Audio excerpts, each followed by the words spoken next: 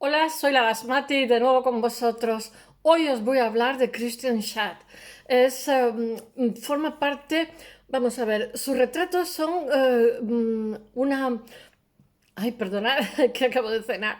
Una crónica de la vida de Viena y Berlín de los años posteriores a la Primera Guerra Mundial. O sea, como una crónica de la República de Weimar. Él pasa a la posteridad como retratista de la High Society alemana, de la época de entreguerra, de la República de Weimar. Ya sabéis que es una época artísticamente muy prolífica, si no lo sabéis, lo cuento yo, y también una época especial de muchísima vitalidad, porque la gente, sobre todo los alemanes, que no son como los latinos, aplicaban el carpe diem, porque todo era muy inestable. Ya sabéis que después de la Primera Guerra Mundial hay el Tratado de Versalles, por el cual se le humilla a Alemania y le ponen vamos a ver, como unas cláusulas leoninas por las cuales, en fin, casi que favorecen el que Hitler llegue al poder en el año 33, porque se le humilla totalmente y no lo dejan levantar cabeza. Con lo cual, en el periódico, uy, qué sé yo. En el periodo de la República de Weimar va a ser un periodo muy inestable. Entonces la gente como que vivía al día porque con la inflación que tenía y los desastres que tenía, pero así todo iban levantando cabeza, la vida era, no se sabe, al día siguiente no se sabía qué podía pasar. Pero así todo se va cociendo el fascismo con ese malestar y apelar el nacionalismo porque, digamos, le han pisado el cuello y tal, que casi va a ir gestando la Segunda Guerra Mundial, a partir de los años 30 estará ya en ciernes. Bueno, ¿qué puedo deciros de este señor? Pues que él pertenece a la nueva objetividad, que es un movimiento que hay.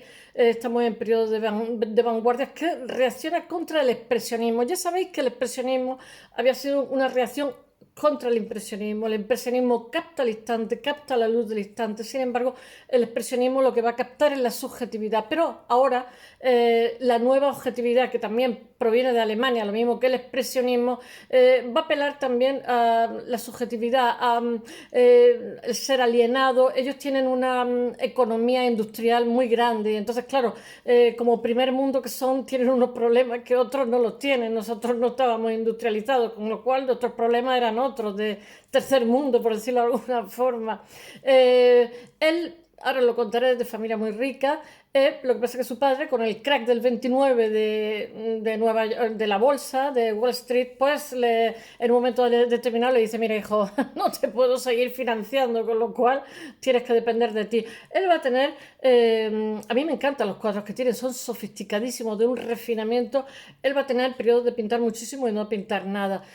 A partir de cuando llegan los nazis al poder, por supuesto, no es una buena etapa para los artistas, pero así todo, lo que resulta sospechoso es que él no está incluido dentro del arte degenerado, y sus cuadros no son destruidos. Se supone que él, digamos, estaba en contra de todo esto. Se supone, ¿no? Es que realmente él casi deja de pintar cuando llega los nazis al poder, y después con el tiempo le hacen un encargo de no sé qué, de Grunewald, que es como lo más de lo más en Alemania, y entonces lo que es marcharse a un pueblo para realizar un encargo, se acaba quedando 40 años a vivir allí y muere allí. Y no sé, voy a contar su vida, porque él tiene muchísimas andanzas. Está con los Dada, está también en Roma, vive también en, ¿cómo se llama?, en Zúrich y en Ginebra, vive en Viena. En fin, él tiene muchísima ida y venida por toda Europa, y en cada una de ellas, en cada sitio, por ahí veis a mis gañanes, en cada sitio donde vive supone una forma de hacer arte totalmente distinta. Porque, por ejemplo, en Italia, que me parece que está 5 años, él llega a Italia después, digamos, de una melancolía de la guerra. Es jovencito, y sin embargo los viejos maestros le van a aportar mucha sobriedad a su forma de hacer pintura, a su forma de hacer arte. Porque os voy a decir una cosa: este señor está también enclavado dentro de lo que son fotógrafos, porque él se dedica, antes que Moholy-Nagy, antes que Man Ray, antes que montones, él se dedica a tomar papel sensible y sin cámara hacer fotos y hacer, como si dijéramos, experimentos, una experimentación muy interesante. De hecho, su obra está ahora mismo, él a partir de los años 60 vuelve a tener él muere en el 82 creo, es del año 1894, muere con 88 años.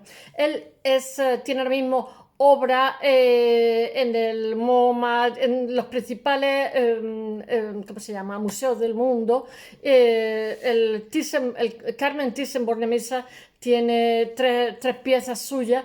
Quiero deciros que este señor es un clásico, lo que pasa es que no, vamos a ver una cosa, hay que olvidarse un poco, no olvidarse, sino tener en cuenta, pero no vivir obsesionados con las marcas Picasso, Goya, Velázquez, etcétera, etcétera, porque aparte de ello hay muchísimos otros artistas que son muy interesantes, incluso este es conocido y está en todos los museos importantes. De hecho, a partir de los 60 expone en Nueva York y vuelve a haber un relanzamiento de lo que es su obra y su obra experimental. Y muchos lo consideran más un fotógrafo que un pintor, porque él está experimentando con la luz desde el primer día. Ya sabéis que los soportes, a partir de cuando las vanguardias agotan debido a la luz, al cine, a la luz y al cine, a la fotografía y el cine, por la funcionalidad del arte se pierde, entonces las vanguardias agotan los registros, ¿no?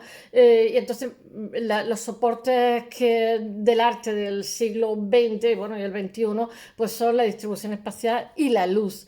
Y entonces muchos ya cuando están en estas vanguardias ya están percibiendo que está agotada la pintura, etcétera. Por eso hablamos de la desmaterialización del objeto artístico y también mis compañeros hablan de la muerte del arte, que está un poco sobada ya, pero bueno.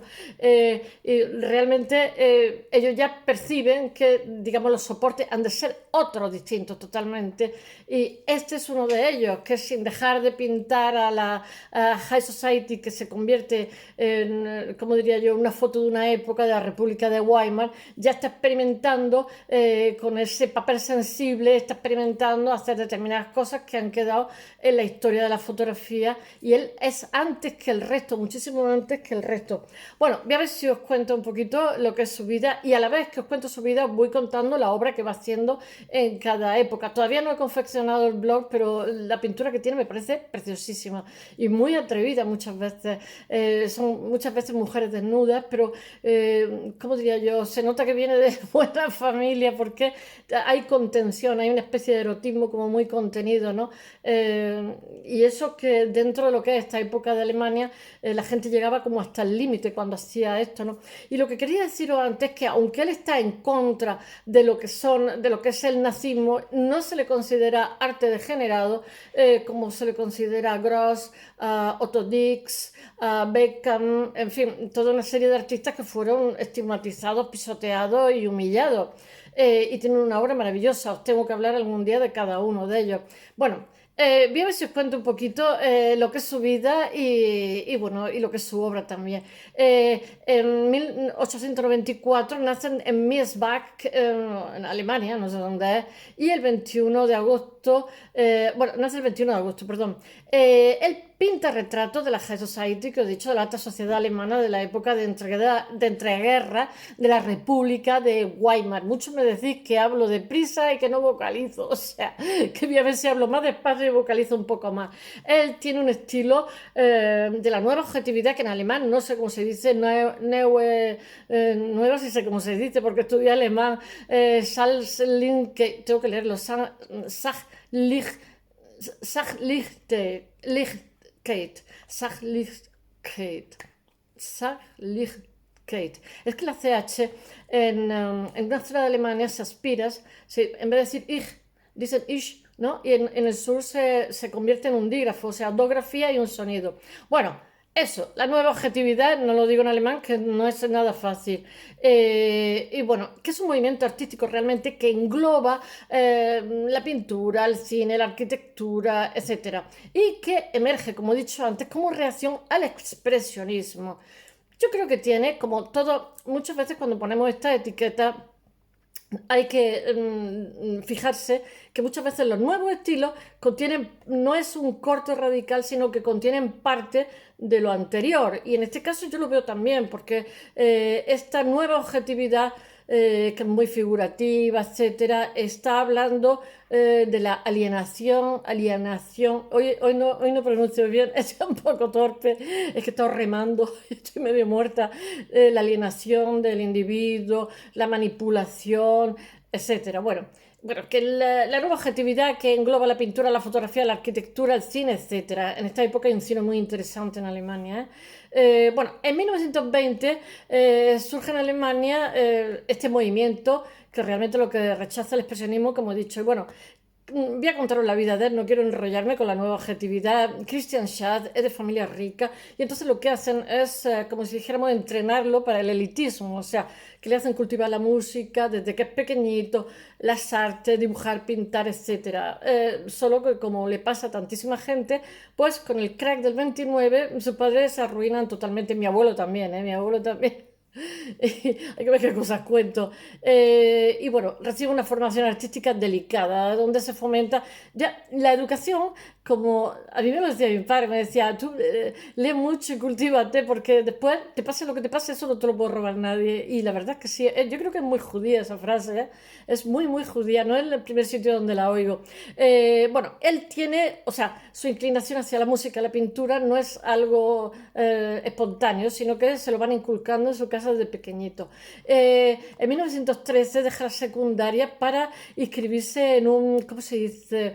En un de arte, en un instituto de arte, en una escuela de arte, y en la que me parece que solamente está un semestre, que es la Academia de Bildungsstätten de Künste de Múnich. Sabéis que Múnich en aquella época era un centro de arte, aunque no se hable tanto, la gente que sabe un poco de arte sí que lo sabemos. Múnich, porque se habla mucho de París, de Montmartre y tal, pues Múnich, como decimos en España, Múnich era un lugar, un centro de arte, porque además Múnich es católica y son unos alemanes muy extrovertidos y muy risueños, muy, no sé, son gente totalmente, ya sabéis que en los países hay el norte, el sur, etcétera, como el Midi en Francia, el Midi, y entonces son talantes totalmente distintos. Bueno, y el sur eran muy buenos artistas y eran focos de arte donde está de Blaureiter, como he contado, ¿cómo se llama? De Bruyke, es un centro de arte donde todos los que quieren ser artistas van allí. Que está un semestre, pero se deja los estudios. Eso la familia lo lleva a sangre y fuego y le sienta como un tiro. Él se muda, digamos, a un distrito donde están todos los artistas, como no, y hace las primeras silografías que las publica en una revista que no sé cómo se llama, no sé cómo se llama. Son silografías totalmente expresionistas, porque él es un chico jovencito que se aleja de la secundaria y en Alemania en estos momentos lo que priva es el expresionismo. Pero él es un chavalito joven y un chavalito joven, hijo de gente millonaria, que está denunciando la manipulación del burgués, son publicadas en revistas como Die Action, Die Weiße Blatte. Durante la Primera Guerra Mundial, eso sí que es de niño rico, ¿eh? Consigue manipular. En algunas biografías he estado leyendo que era un pacifista. Realmente lo que consigue es manipular, ¿cómo se dice?, el certificado médico de tal manera que él no va al ejército, no va a pegar ningún tiro y se larga para Suiza. Eso es muy antes y ahora. De chico, bien, con medios que puede hacer esta chapuza. Que le exime totalmente del servicio militar y tener que ir a la guerra, que ya sabéis que hubo millones de muertos. No me acuerdo, pero una barbaridad, 27, no sé, muchísimo. Algunos sitios fue una carnicería. Y bueno, él se muda a Zúrich y a Ginebra hasta 1920. O sea, se quita del medio y se va como un señor a Suiza, zona neutral. Allí entra en contacto con nuestros Tristan Tzara y con los Dada. Y bueno, él viene de Alemania de ser expresionista, pero ya se quita el expresionismo pronto y entonces se pone a hacer collage, se pone a hacer montones de cosas, se pone a hacer performance, que ya sabéis que a mí los Dada me caían muy bien, porque lo mismo que los surrealistas saben que van a pasar a la historia y van como dejando migas de pan, como pulgarcitos, estos no, estos son unos cabras locas, van a un sitio a representar una cosa y le tiran la silla al público, hacen unas cosas que son graciosísimas. Y comienzan a experimentar con collage, como he visto, y como he dicho, y después hace también lo que experimenta, que he dicho, de la fotografía, que son, Tristan Tzara les llama xandografía, por su apellido alemán, que son fotografías que, realizadas sin cámara que consigue imprimir objetos sobre un papel fotosensible. Tener en cuenta que es el primero que está experimentando estos temas como un soporte de arte. Cuando termina la guerra, después él se va a Italia. Él está muy entristecido porque todo lo que ha pasado en Alemania, porque se le humilla hasta el límite de insospechado en el Tratado de Versalles, como he dicho. Entonces, allí en Italia lo que pasa es que su estilo, en contacto con los viejos maestros, da un giro de 180 grados totalmente y bueno, que la melancolía que tenía, me parece que está en Nápoles, entre Roma y Nápoles, claro, se va a un Nápoles que es muy alegre. Ya estoy sacando yo mis conclusiones peregrinas. Bueno, que cambia totalmente, como he dicho antes, cada vez que está en un sitio, él sale expresionista de Alemania, de pronto se convierte en Dada cuando está en Suiza, y ahora cuando llega a Italia, que se pasa 5 años, cambia totalmente la forma de hacer las cosas y entonces se convierte en un individuo no, un artista muy sobrio, porque tiene una interpretación totalmente, en el arte tú eres el filtro y empieza a pintar los cuadros en los cuales él denuncia, vuelve a seguir denunciando lo mismo que había hecho antes, denuncia la alienación del individuo y su aislamiento dentro de la sociedad, algo que aplica también a sus bodegones. Yo no sé cómo en un bodegón se puede denunciar la alienación y la manipulación, pero bueno, a no ser que se hayan comido las peras, las manzanas, no me hagáis caso que hago chistes malos. Bueno, tras 5 años de Italia, él se va a vivir a Viena, pero después en 1928 se establece en Berlín, que ya sabéis que Berlín es un lugar también que es un foco de arte de siempre, incluso ahora.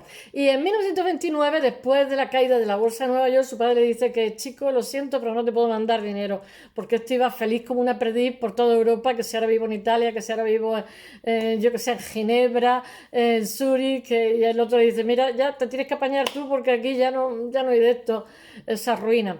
Y le dice que no puede contar con el apoyo, entonces deja de pintar casi por completo en 1930. Tener en cuenta que los nazis están ya haciendo de la suya, van a llegar en 1933, creo, al poder, y en 1930 se interesa muchísimo por la filosofía oriental y su producción artística declina, o sea, cae muchísimo. En 1933 cae ¿cómo se llama? La República de Weimar, y entonces esta nueva objetividad alemana que surge como reacción contra el expresionismo, que también es alemán, que a su vez era una reacción contra el impresionismo, llega, o sea, su fecha es desde, digamos, después de la Segunda Guerra Mundial hasta que cae la República de Weimar, y entonces pues ya estamos en otra cosa, porque es la toma del poder de los nazis, como he dicho. En 1937 los nazis incluyen a Schaas en el gran arte alemán. No, porque es un niño pijo aquí para nosotros, es muy sospechoso. Él no hace, como diría yo,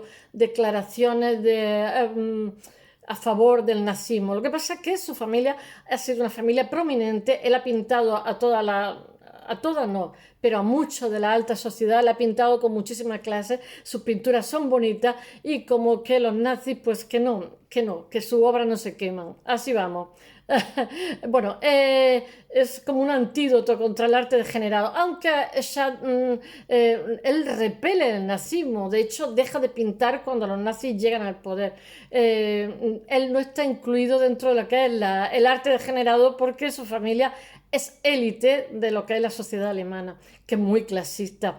Pero sin embargo, eso no le pasa a Otto Dix, como he dicho antes, a George Grosz y a Max Beckmann, que os tengo que hablar de ello porque tiene una obra maravillosa. Schad vive en la oscuridad en Alemania durante la guerra y después de ella, está entristecido totalmente, y en 1943, tras la destrucción de su estudio, él tiene una prometida por entonces, que no me acuerdo cómo se llama, Albertina, algo así, que cuando bombardea, coge y salva las obras que hay allí. Bueno, y entonces él se traslada, cuando, digamos, bombardean su estudio. Eso lo he visto cuando he leído obras de los artistas alemanes, que no es ni el primero ni el último, porque los inflaron a bomba los americanos y si no los rusos, y él se muda a un sitio que después va a vivir allí, que le van a hacer un encargo, que no me acuerdo cómo se llama, Aschaffenburg, Bueno, pues eso, más o menos. Bueno, su trabajo artístico disminuyó hasta hacerse inexistente prácticamente con la llegada de Hitler. No puede con los nazis, ¿eh? No lo hace expreso, pero le resulta insoportable el ambiente que hay en Alemania. Y solo en 1943, sin embargo, en plena guerra, retoma el trabajo, su trabajo artístico, cuando le hacen un encargo. Bueno, tiene que ir cambia su residencia al nombre impronunciable alemán, que es Aschaffenburg. Uh, y recibe el encargo de copiar la Virgen de Stupak de Matthias Grunewald. Matthias Grunewald en Alemania es no va más, el 10, para que os hagáis una idea. El descendimiento de Grunewald es lo más, como nosotros tenemos nuestras meninas, pues ellos tienen, este autor es muy importante. Entonces, pues este señor que había dejado de trabajar, de pronto lo llama para que haga unas cosas muy importantes y ya se queda a vivir allí de por vida y muere allí, ¿eh? Estará 40 años viviendo allí. Bueno, y la ciudad lo que hace es encargarle copiar la Virgen del Niño de Matthias Grunewald. Ya sabéis que con los bombardeos y todas estas cosas desaparecen muchísimas cosas y entonces hay que rehabilitar o hay que copiar o hay que volver a hacer, que es una iglesia parroquial de Stupar. Es un proyecto en el que trabaja desde el 43 hasta el 47, durante 4 años, que es bastante, cuando su estudio de Berlín es destruido en un bombardeo. Su prometida, su futura esposa, que se llama Bertina o algo así, salva toda la obra cuando lo están bombardeando. Es que me están picando los mosquitos. Y bueno, y se la lleva a Schaffenburg, que es donde van a vivir ya, donde van a poner su casa y donde él va a hacer todos sus trabajos y todas esas cosas. Realmente esto es un encargo o sea, ocasional, no es, pero sin embargo a él le gusta, digamos, le emociona que le hagan ese encargo por todo lo que representa y se siente tan a gusto con esa ciudad y con tal que traslada su vivienda y tal hasta que se muere. Él muere allí. Allí vive el resto de su vida. Bueno, y en 1950 continúa pintando, pero empieza ya a experimentar. Pero creo que experimentar lo hace a partir de los 60. Experimentar con el fotosensible. Ya he dicho que muchos críticos hablan de él como fotógrafo. En 1960 hay como un revival de nuevo y él empieza ya a exponer en Nueva York. Empieza, digamos, su nombre empieza a sonar para los grandes museos. Y bueno, y experimenta con fotogramas. En 1960 la reputación del Chat vuelve a recuperarse y cuando un par de muestras en Europa encajan con el ascenso del fotorrealismo. Es que él ha sido un avanzado del tema de la fotografía y bueno, y en 1982 muere, el 25 de febrero fallece